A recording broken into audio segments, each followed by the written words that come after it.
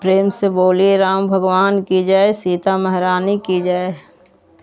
सखी फूल लोढ़े चलूं फुलवड़िया, सीता के संग सहेलिया। सखी फूल लोढ़े चलूं फुलवड़िया, सीता के संग सहेलिया।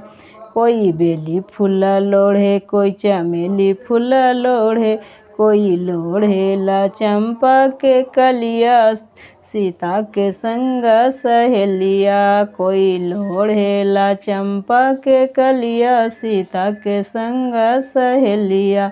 सखी फूल लोढ़े चलूं फुलवड़िया, सीता के संग सहेलिया। सखी फूल लोढ़े चलूं फुलवड़िया, सीता के संग सहेलिया। कोई राम बर मांगे, कोई लक्ष्मण बर मांगे, कोई राम बर मांगे, कोई लक्ष्मण बर मांगे। कोई मांगेला फूलन के कलिया, सीता के संग सहेलिया। कोई मांगेला फूलन के कलिया, सीता के संग सहेलिया।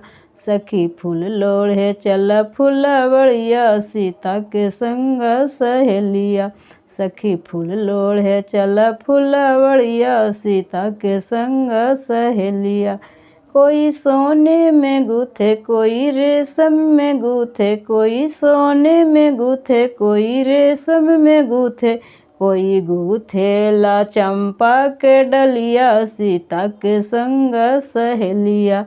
कोई गूथेला चंपा के डलिया, सीता के संग सहेलिया। कोई गूथेला चंपा के डलिया, सीता के संग सहेलिया।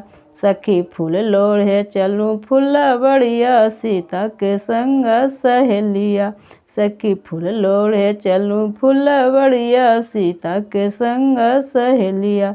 कोई राम गले डाले, कोई लक्ष्मण गले डाले, कोई राम गले डाले, कोई लक्ष्मण गले डाले। कोई डालेला चंपा के डलिया, सीता के संग सहेलिया।